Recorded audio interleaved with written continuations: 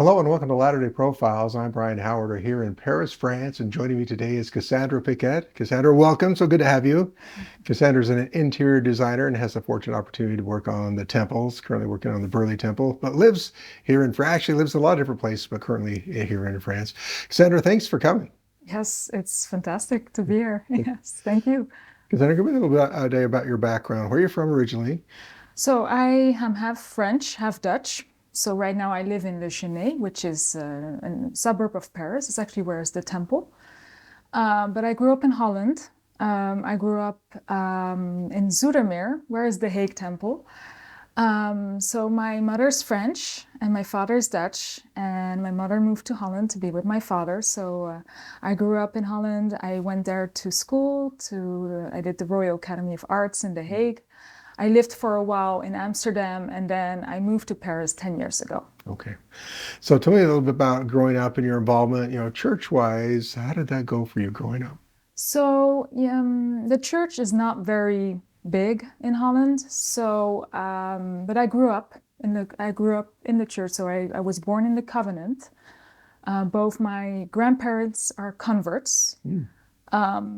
So my French grandmother, she was a devoted Catholic, and when she lost her husband, she became a widow around 37 years old, and that's when she met the missionaries, and that's when she got baptized, and she became a devoted member the rest of her life. She's still alive.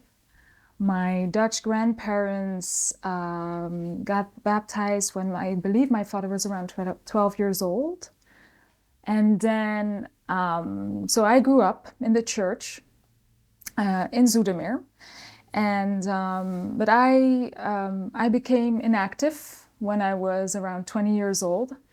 So it was not always easy being a member because there were not many young women. I did not have many friends in the church. Contrary with my brother, who had a lot of friends. There was a group of 5 young men, so they were always sticking with each other, and they went on a mission all together at the same time. My best friend became also inactive, so it was actually just me, and I think the pull of the world was much stronger. I just didn't had a testimony, and I started leaving the church when I was around 20 years old. Mm. And so at that point, what were you doing with your life? Were you doing school, career? Where were you headed? So I was doing my studies at the Royal Academy of Arts in interior design. I graduated when I was 22 years old. I had the chance to work at a great interior design firm, actually 2 design firms in Amsterdam. So I lived and worked in Amsterdam for about 5 years. And then somehow I felt the pull to move to Paris because I always loved Paris. So I grew up going to Paris a lot because my family lives in Versailles. My grandmother still lives there. So we often, with my mother, would go to Paris a few times a year.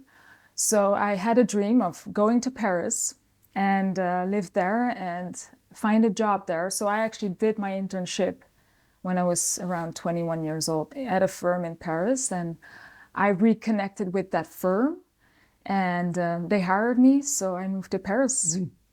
What kind of work did you get to do? So I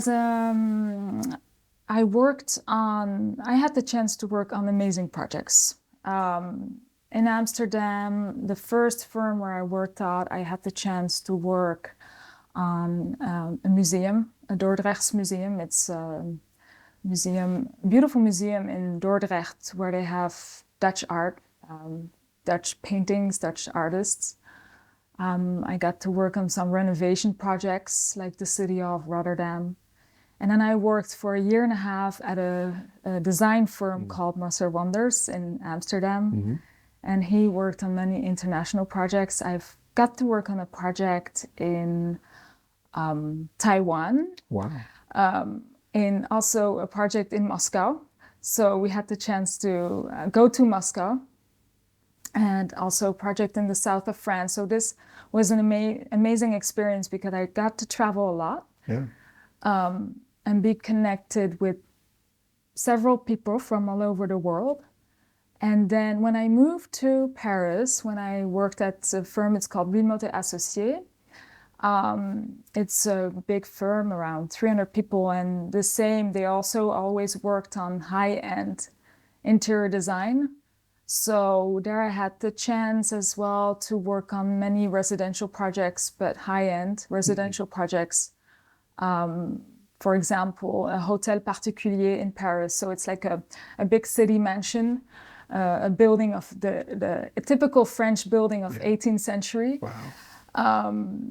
And so I had the chance to work on that. I got the opportunity to work on an apartment in Marrakech, in Morocco. So the same, it was amazing. I really was blessed with amazing projects, but also amazing people, very talented designers, really talented people who I could learn from. Mm. So,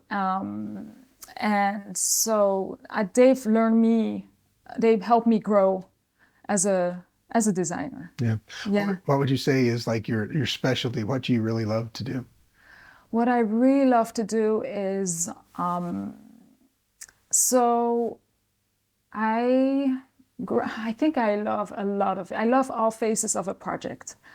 So you start with a concept, is then when you start to gather the materials to create the concept, the colors, the theme, and then you have to develop all those ideas, all those colors, the materials into a plan.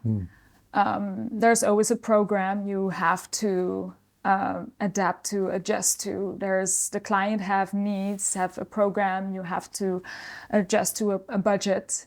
And then you need to further develop, make the plans, the elevations, and then make all the details and prepare it into drawing so that they can build it. And then the most rewarding is when you see that you have drawn becoming reality. Yeah. And that's very rewarding. And it's not always easy because there's always problems to solve. But that's also the challenging, but that's what you learn. And every project is different. Every project every project is different, even though you go each time the same phase, but the client is different every time. So yeah, it brings a lot of variety, and the most rewarding is when you have seen the result of what you have started in the beginning. Yeah. Yes. Like you really, really enjoy it. Tell me, things are going well. Yes. What happened to bring the gospel back into your life? Yes. So I believe that moving to Paris was for me necessary to go back to church. And so I remember that time I had no testimony, or I believe I had no testimony.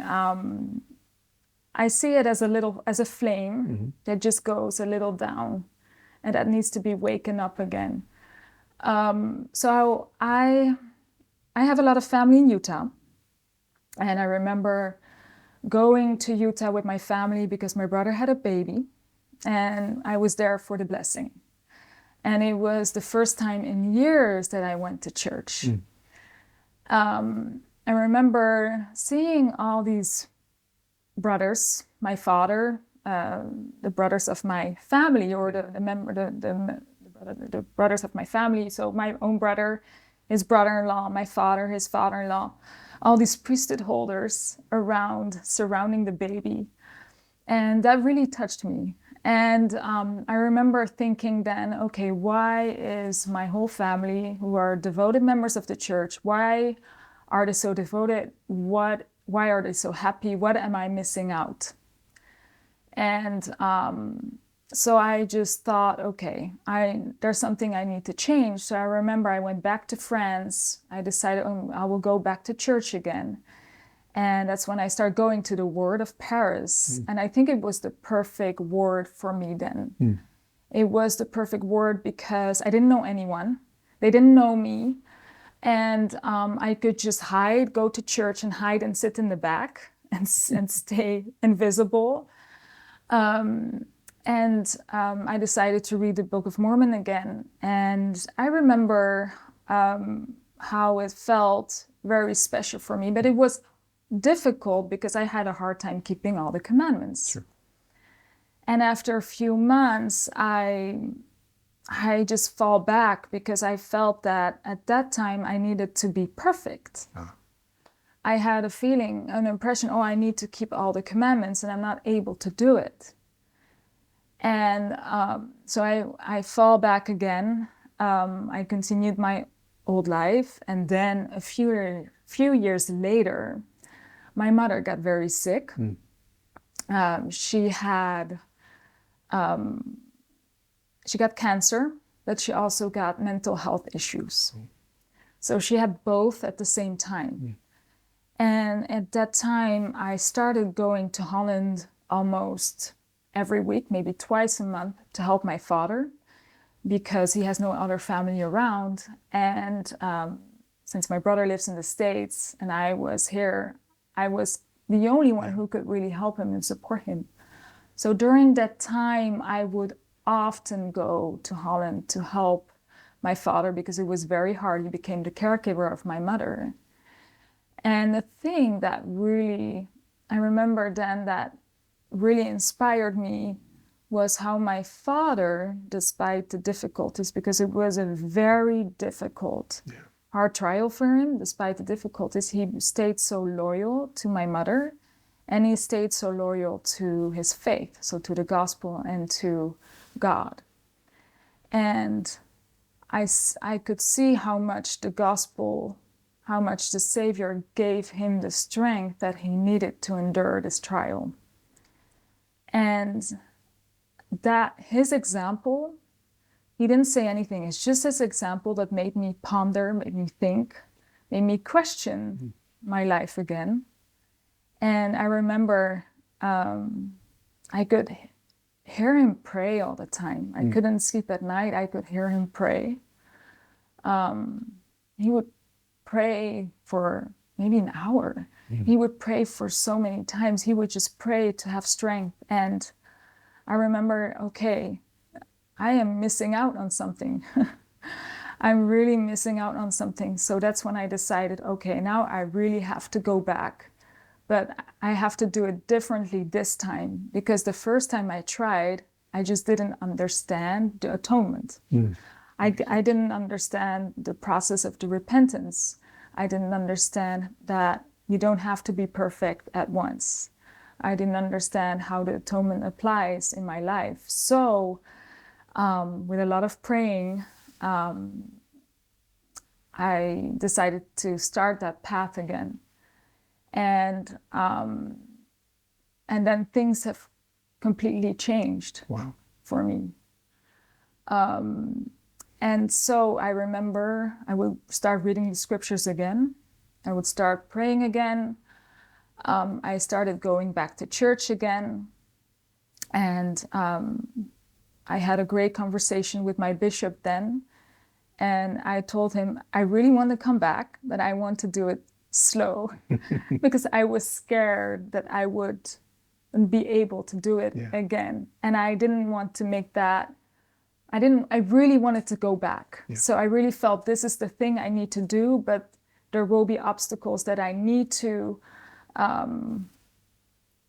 conquer, and also, obstacles that need to get out of my way. But I just felt, okay, if I do it slowly, step by step, then it will be all right. So I would always pray a lot to have guidance of the Lord. And he really helped me step by step, coming back. And it has been an incredible journey.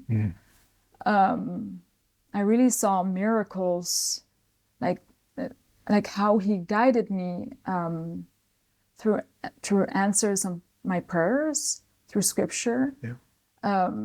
He has sent people on my way, on my path, to help me. But I think it's my personal relationship with him that made me able to do it, because it's a big lifestyle change. Yeah. And yes. So looking back, you've seen the hand of the Lord guiding you Yes. as you're making the progress. Yes. Yeah. Yeah, that is a hard thing. Wanting to be perfect, but knowing we can't be perfect and accepting that and doing our best. That's a challenge. Yes. How did you get connected with the temples and being able to work on specifically the Burley temple right now? But tell me about that. So so my whole life changed when I started going back to church. And just one day I had a feeling that I needed a change in my life. And I had a very big desire of working on temples. And so I connected with my sister-in-law. She is an interior designer as well. And she worked with an architectural firm in Salt Lake City years ago, who work on temples, who have been working with the church for many years on temples. And I've connected with them, and they were willing to work with me from distance. They were willing to work with me together, so I could set up my entity in France, work as an independent contractor for them. So I could start working on temples with them. So that's how I got to work on, this is how I started. So this is almost 3 years ago. And I worked together with a great woman who has been working as well many years on temples. So we've been working together on the interior design for Burley, Idaho. And because of COVID, I believe also that this was possible, because before that you could not work remotely. This all happened during or after COVID. And they were willing now, they were open for the opportunity, the chance, this possibility that I can work remotely. Yeah. So I've been traveling back and forth, it has been an amazing experience. An amazing experience. And tell me the process, how does it compare with like other jobs, like museums and other things in the temple? How's the process the same? How is it different? Tell a little bit about that experience. Yes, so the process is almost, well, it is the same, because you go through concept, you start collecting the materials, the ideas, the colors, the fabrics, then you make the plans, you make the elevations. The process is the same. Everywhere in architecture and interior design is the same. But one thing for me is that all the projects I have been able to work on completely pale in comparison to the Burley Temple or any temple project. Because the purpose is so much higher, is so much more sacred. I always feel that the some of the clients I've worked on in the past, they hire you as an interior designer, and then it's, in 20 years they could change the interiors again, and it's outdated. Yeah. But I feel that working on a temple, the purpose, it's so much higher, it's sacred, and the temples are supposed to be there during the millennium. This has been giving me so much purpose. All the other projects just completely pale in comparison to the Burley Temple. And it has been absolutely amazing to be part of God's work in this way. And what I even find more amazing is the people, just the idea that how happy this temple, how much strength, how much joy, how many miracles the Burley Temple will bring to the people there. That just gives me so much joy. And that's, I feel like, okay, I'm doing it really for this. And for the Lord. I mean, I cannot have a better client than the Lord. Yeah, I find this interesting. You traveled all over the world. For me personally, of course, I live in Idaho. Yes. So you, a world traveler, and you end up in Burley, of all places, all the temples. How did it, any particular reason for that temple, or is it an assignment? How does that happen? Yeah, so it's been actually pretty incredible. So they assigned me to my coworker, and so and just I think it was inspired. I think there has been really help from the other side of the well, because she has recently lost her husband, and he's been an interior designer working on temples for many years. And she got this temple assigned just a few weeks after he passed away. And then I came in 2-3 months later to work together with her on this project. And when we connected, we realized that, well, she told me that when she got the project assigned, she realized that the person, like her husband who passed away, just grew up in a town next to Burley. Oh. And the interesting thing is he did his mission in Holland. Oh. So, and we really both feel that we've been brought together to work on this project. And we both really strongly feel that he was involved in this process, because I've never heard about Burley before. And when she got the project assigned, she has heard of Burley, but she had no connection with it before. And then she realized, oh, that's where her husband grew up. And now, 2.5 years later, I have been meeting so many people who have connections with Burley, which I find a miracle, because I live, on the other side of the world, and I have discovered many people, even people who I know very well, who has connection with Burley. So, wow. Yeah. That's amazing. Yes. After doing, but how long, a project like this from start to finish, does it end once the temple is dedicated? When does the actual project finish for you? That's a good question. I mean, the project, we continue work on it until it's, I think, dedicated. Yes. And that's a good question. So I don't know. Yeah. Because actually Burley is my first temple. Yeah. I believe it's normally, when it's dedicated, I believe it's ready to go. It's ready to go. The project is done. Yes, it's done. Yes. It's a many-year project, though. You've already been working on it 2 years, and yes. Until it gets finished, you'll continue to work on that temple. Do you hope to work on more in the future? Yes.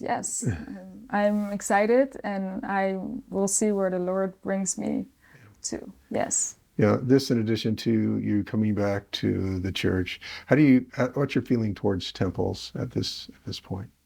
Oh, the temple has changed my life, because I think, so after I came back to church, I started preparing myself to become endowed. So 1 year after I was back in church, I became endowed in the Paris temple, and that has been an absolutely great experience for me. Actually, it has been, I believe, one of the ways my mother got better, because my mother was, as I told you, she was very, she had lots of physical issues. She was physically sick, but also mentally sick. She was going through a terrible depression.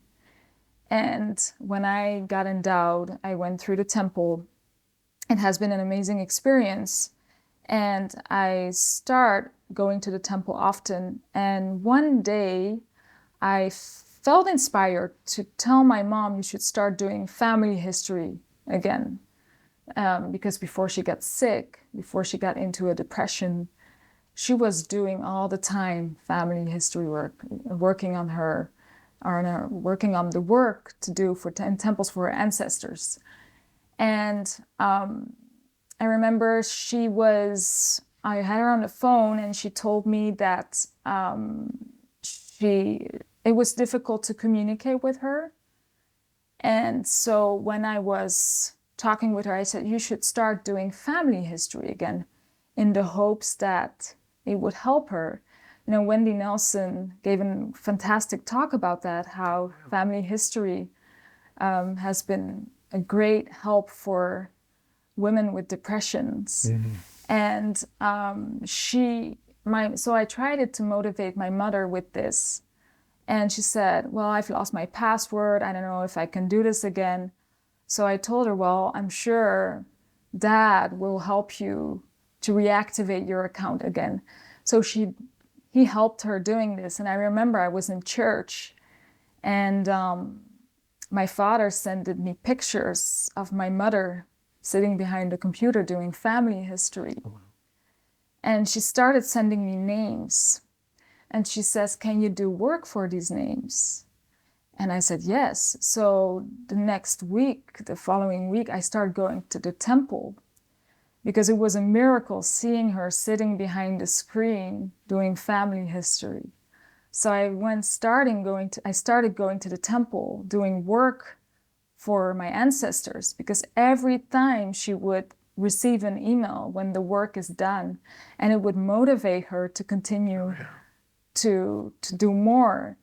And what has been incredible, my family started doing the same thing. So I would go try as often as possible as I could go to the temple, because I need to go for my mother. My father would go, but also my family in Utah, my aunt and her uncle, they would do sealings. My cousin and her children, they would do baptisms. It was amazing. We would all go to the temple here in Holland, in Utah. So my mother would receive those emails saying the work is done. And it was incredible, because I felt not only we were going to the temples for ourselves, we're strengthening ourselves, we're doing the work for our ancestors, but we're also helping my mother to heal. Mm. And that was the thing that made her come better. It was amazing. And she got better. That's amazing. She got better. And she was a truly miracle. I never thought she would get better. And now she is going to the temple herself every week, doing all the work. Yeah. Sandra, amazing story. I'm so glad you were able to take the time and come and share it with everyone. Thank you so much for taking the time and sharing. Cassandra Piket. Thank you so much. Thank you.